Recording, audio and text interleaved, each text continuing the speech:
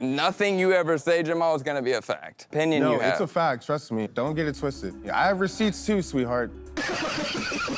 Did you call me sweetheart? Yeah, because you're looking like one. Okay, do you wanna me, Jamal? Like, that's kind of a strange term to say to a man. You wish. Hi, welcome back to another 90 Day Fiancé recap. Let's just get right into it. We are going to talk about part 1 of the season 4 single life tell-all. The first half was pretty juicy. It was all about Tim, Veronica, Jamal, and Luisa. And then the second half was utter bullshit. We're obsessed with TLC and all the trashy reality TV. It's a recap. It's a recap. It's a recap. So all the cast members are getting to the studio. I noticed that Tyray's walk is a little bit more confident. Like he's walking with a little swag. Did anybody else think so? But that doesn't last long because everybody except for Natalie crushes his confidence by like shaming him for being a virgin. It was so weird. Chantel, I loved her dress. I mean, she was dressed up for a Real Housewives reunion. I felt bad for her because she looked out of place because everybody else was so severely underdressed except for Natalie and maybe Tim and maybe Veronica. Speaking of Veronica and Tim, did anybody notice that they were in these giant mink coats? They were both Cruella DeVilling it up. And they both dyed their hair to really dark brown. And I gotta say, I don't love it on Veronica, but as much as it pains me to say this, okay, because trust me, I do not want to compliment Tim, but this look, like the dark hair, the beard, the tan, he looks like he got a little bronzer going on. It's a good look on him. He looks way better than he's ever looked before.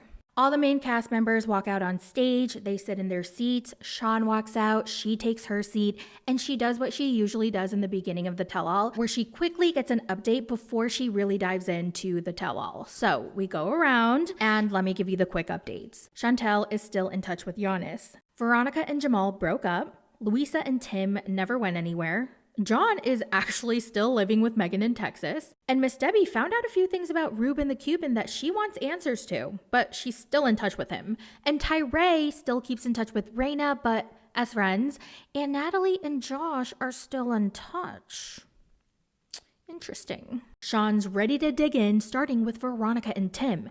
Now, we see Jamal and Luisa backstage. Luisa's looking so stressed. She looks so nervous. She's about to have an anxiety attack. She's like practicing her breathing, like taking deep breaths. Jamal sits with her and he's like, listen, I've got your back. And I'm like, what is going on? Jamal and Luisa walk out on stage, and by the way, they're looking so good. They look better than 90% of the main cast members when they're the side characters. So I appreciated that. Thank you very much, Luisa and Jamal. And Jamal begins by saying Veronica and Tim have talked so much shit about each other to Jamal and Luisa. Like Jamal and Luisa, I guess, corroborated their stories. So Jamal looks at Tim and Veronica and he's like, I don't know how you guys are sitting next to each other acting like best friends when y'all talk so much shit about each other to us. You know, us meaning Jamal and Luisa. And Tim goes, well, we can be best friends and the worst enemies, but at the end of the day, we're always gonna have each other's backs. We're family. Then Luisa's like, they're faking this. They're totally fakey fake. They are pretending to be best friends. And Jamal agrees. They are pretending right now, like always. They are showing that we are the best friends. We love We're each so other. close. We're Luisa so is tight. amazing. Luisa goes on about Tim being fakey fake, and Veronica admits her and Tim's relationship hasn't been the same as it was 5 years ago. Like, they've obviously drifted apart. They've both been in and out of relationships, and they've been busy, so their relationship has changed. But at the end of the day, they are family. And Jamal gets heated. He's like, actually, he gets so heated, he gets up from his seat. And he goes, stop pretending to be all buddy-buddy. Y'all be posting on Instagram together every day like you're besties for the resties, but you're really not. Oh, so Jamal apparently woke up and chose violence because he spills everything that Veronica has said to him about Tim. Veronica told me that Tim's a narcissist, only cares about himself. He's 43 with roommates, only drinks Mountain Dew. He doesn't really help out Veronica when she needs him. When I say that to his face, he knows it. Yeah. But you know what? Even though she said it to his face, it's different when you find out that someone's been talking about you to someone else. Even though they have told you to your face, it's just It just hits different when you find out that they've also been telling other people that you're a piece of shit human. Now it's Luisa's turn to expose Tim for saying how crazy Veronica is and how she's a drama queen and she causes problems in every little situation and that they don't have a good relationship anymore. I absolutely believe Veronica and Tim have been talking shit about each other. I don't know why. I don't know why they're pretending to be best friends right now when they're not in a good place. I'm going to assume that they, have to be a united front if they're going to take on Luisa and Jamal, because obviously they're stuck together and they have stories. And so Veronica and Tim need to stick together as well. But yeah, I absolutely believe Luisa and Jamal are telling the truth. Then they talk about Veronica and Jamal's breakup. And according to her, Jamal broke up with her over a text message and a peace sign emoji. Tim was like, Veronica was really heartbroken, man. I've never seen her that depressed or affected in a real long time. And Veronica goes, yeah, this was really hard for me. And Jamal and Veronica both give their own versions of the story in terms of how they broke up or whatever. But Veronica says Jamal ghosted her, and Jamal says he had to help his mom because she was going through a really hard time. She was selling her house and he really had to be there for her. And Veronica was intolerant of that. And then they stopped talking for 2 weeks, and then Jamal reached back out and Veronica was like, bye. I don't know. That's basically what I heard. Then Luisa says that she went out to have drinks with Veronica one night and then she got a little drunkety drunk and she called Jamal and Tim trash. And Veronica denies it and she goes, oh, I don't use that word. Like, trash is not in my vocabulary. And she denies. And Luisa goes, I don't have any reason to lie, bro. And Veronica goes, I know. That's why I'm shocked you're making all of this up.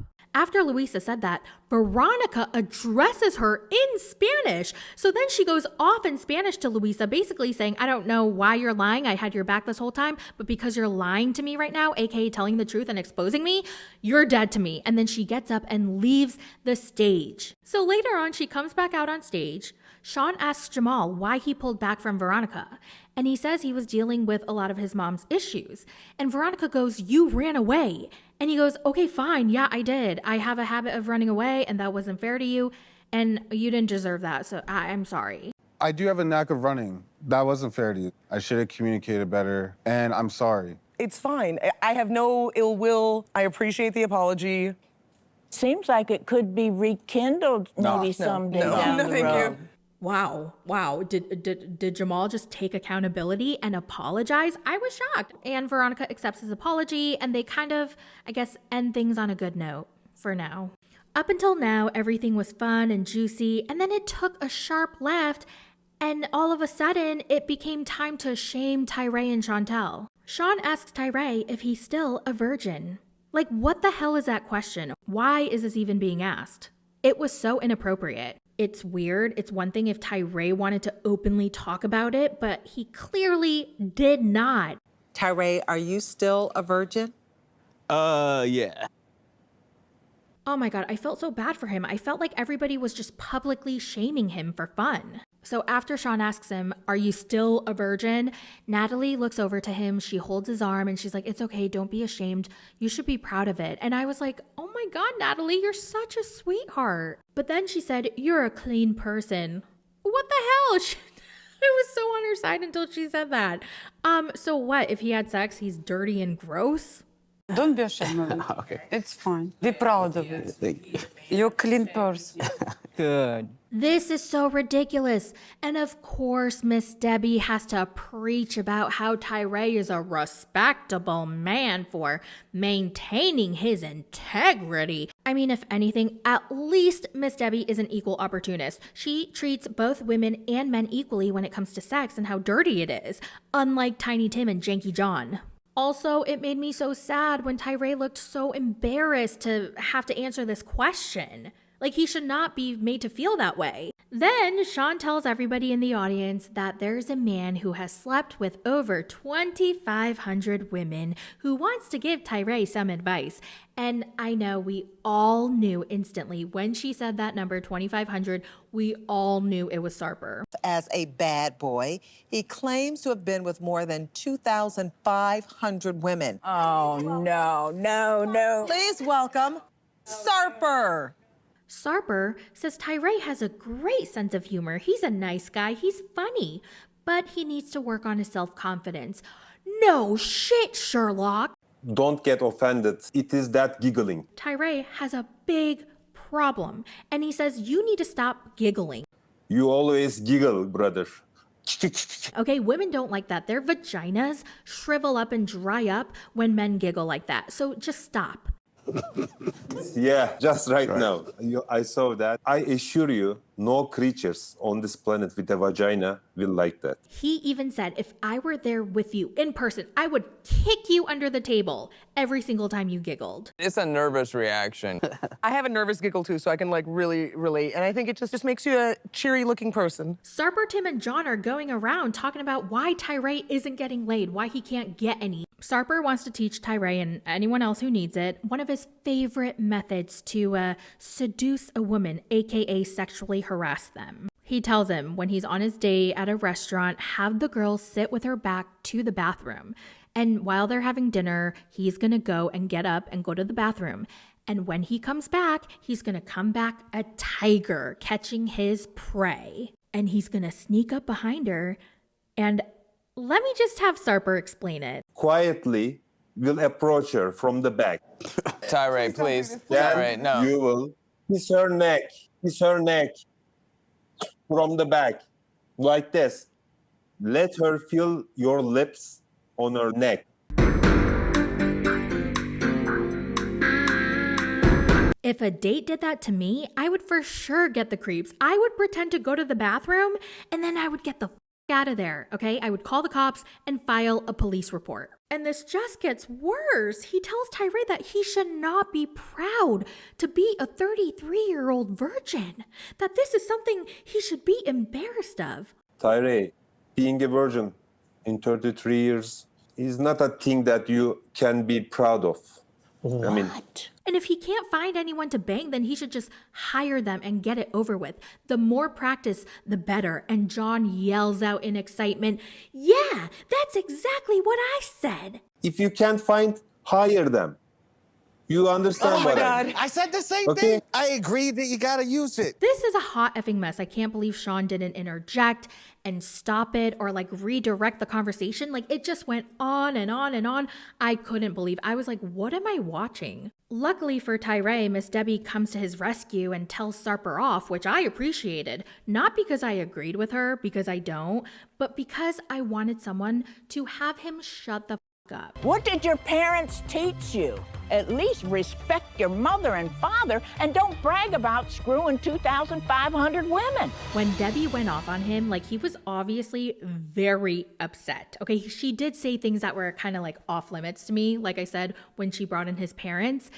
And he tells her she's too old, meaning like she's an elder and he's not going to disrespect her. And that's definitely cultural. But in America, it's pretty different. Like we see young people yell at older people all the time. And I think that was a first we saw anyone say that. And even Debbie was shocked. She was like, oh, okay. You are too old for me to be disrespectful to you. So I'm not saying anything. They finally move on from Tyray, thank God, because that poor guy needs to be left alone. But now it's time for Chantel to get shamed. Sean mentions how in the news we've heard that celebrities have reached out to Chantel, slid into the DMs ever since her divorce with Pedro. And Chantel goes, yeah, I loved meeting Waka Flocka. We hung out and I met his mom. And Tim goes, I heard Drake slid into your DMs. And she goes, no comment. I have a feeling she signed an NDA, so she can't talk about it. Chantel talks about how she feels like she deserves a Spartan man who's successful, passionate, kind, and well-endowed after everything Pedro put her through. Then Debbie goes, why did you brag about not wearing underwear? What will your children think of you? They're gonna think that mom wasn't wearing any underwear in Greece. Like, what the Chantel's like, yeah, I wanted male attention, I can admit that, and I wanted to have a good time with my friends in Greece. And Tim goes, Chantel, you're a beautiful girl. Like, you just need your face, honestly. You don't need to put out all your assets. Like, some other girls, like, they're fucking ugly and they need to let their tits out. But you, girl, you got your beautiful face.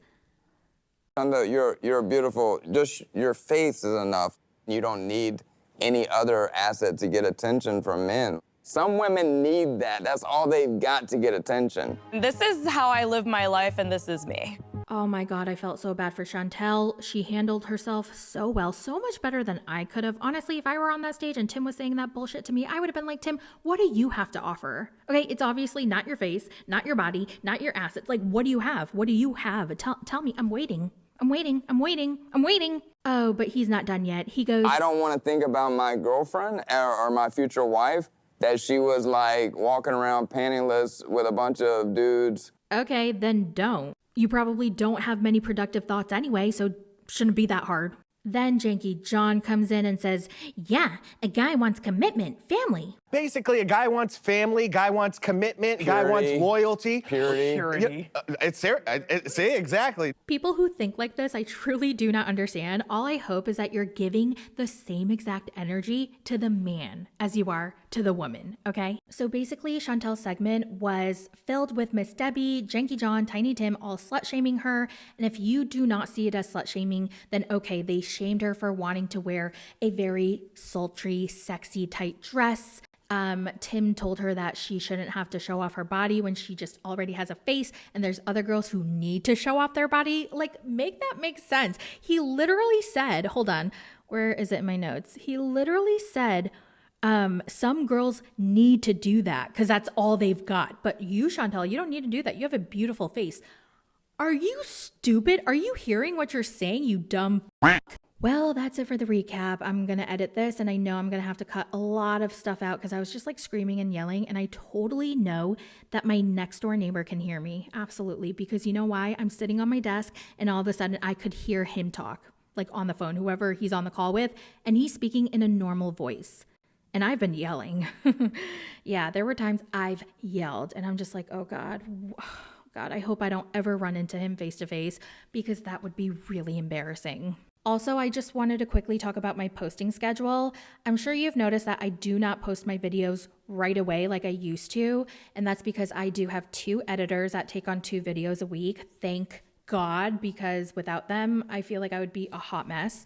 But because I have those editors, they need a couple days to edit before they get the video back to me. So for example, when the show would air Sunday nights, I would be able to post by Monday night, but now I can't because I have to get the draft out on Monday. So the editors take like 2 or 3 days to get it back. So it's going to be posted on Thursdays, Wednesdays or Thursdays. So what I decided to do was I was going to take my first draft of the recap and post it immediately the next day. So I already did that with this week's episode of Happily Ever After. I actually posted my full recap on Monday on Patreon, but I can't post the final draft until probably by Thursday. So if you're like me, I like to listen to recaps right away, as soon as possible. So I wanted to offer that for my Patreon subscribers. Why did I say that weird? So if you're interested, go ahead. It's patreon.com/mythoughts. I'm also thinking about adding another tier where I can live stream at least once a month with you guys, and we can actually, no, that would be ideal if I could live stream an episode once a month. I'll try to figure something out, but when I figure it out, then I'll add the tier. But until now, there's only one tier. It's $5. You get early access, and I cover a show that I don't cover on YouTube. Whew, okay, I've talked enough. I gotta pick up my dogs from doggy daycare. And I hope you guys have a lovely day, and I will talk to you in the next one. Bye. It's a recap. It's a recap. It's a